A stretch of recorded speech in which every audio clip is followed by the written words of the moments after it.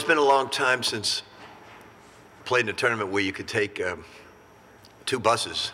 And last year we went to Portland and then to Phoenix. And so it's a big change for us, and we're excited to be in Indianapolis, which is about 2 hours down the road, which is great. Indianapolis is the best place to host the Sweet 16 and Final Four.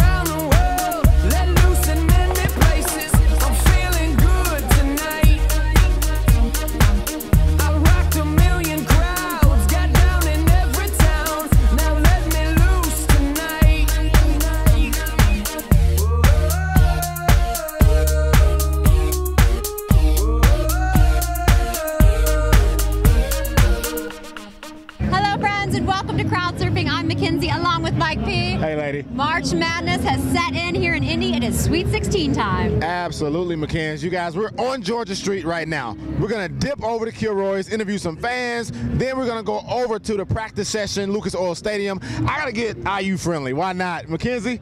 Let's go surfing.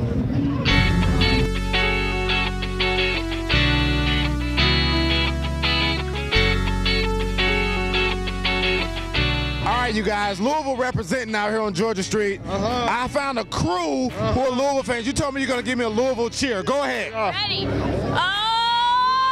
C-A-R-D-S, Cards! You guys sitting courtside. Now, to me, he's a Hall of Famer. You can say whatever you want. He's certainly a CBS Hall of Famer. Mr. Clark Kellogg, how are you, sir? I'm terrific, Mike, and you overstate things just a bit, man.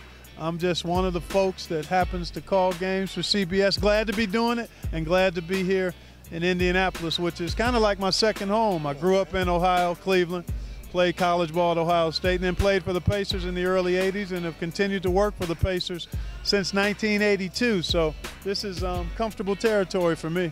Come on, man, you're home. And I'm noticing you have the paperwork, you have the pen, you're doing work, man. So what goes in to Clark Kellogg's pregame? What do you do pregame? I do a ton. I try to watch the most recent 3 games of each team, and I'm watching games all season long, and then I try to go back and look at the current stats and see what trends or tendencies have been taking place, which players are hot, what a team has been doing over the last couple of games. And it's kind of cool now because you have the regular season stats, you have postseason stats, and then you have the specific NCAA tournament 2-game stats. And sometimes those can be telling. So I try to pull little nuggets, individual or team nuggets from those stats, and then basically read all of the notes. And if there's something that jumps out at me, I'll write it down. But I try to give myself plenty of room to allow the game to speak to me. So I've got information. I won't use all of it, but it's better to have it and not need it than need it and not have it.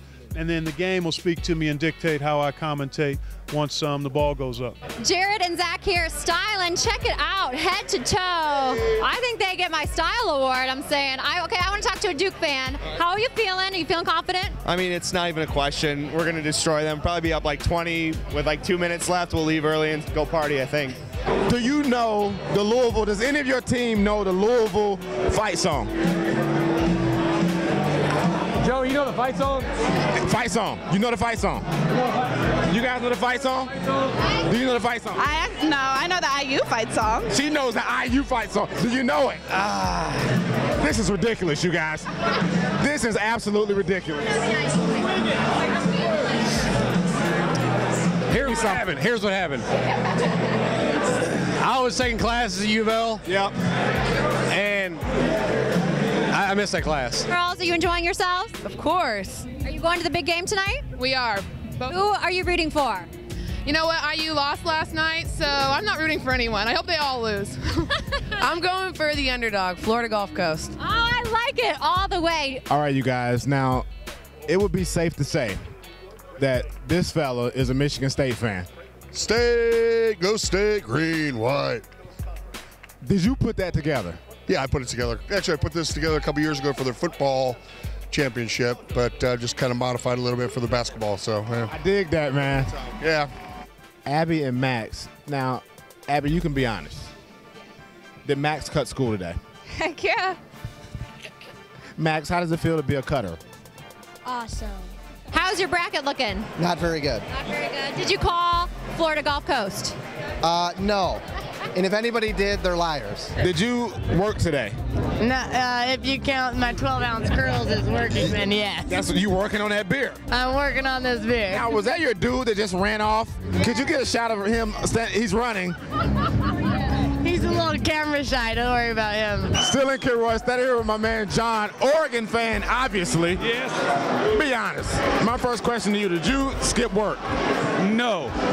I'm a high school math teacher, and we had today off. Of course. Friday. Of course he did. Do you guys have any bet going on, or we can? Oh, let's hear it. The bet is that if I win, he has to pay for all the gas the way home back to Chicago. So that's what it is. What is it? Both that goes both ways, or what? No, if I win, he has to pay for all the drinks at the table.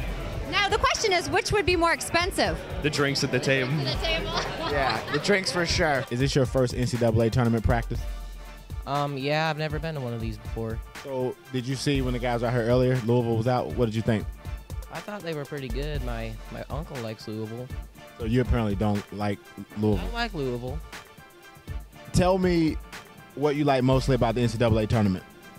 The dunking. The dunking. Tell me the truth. Did you guys skip school?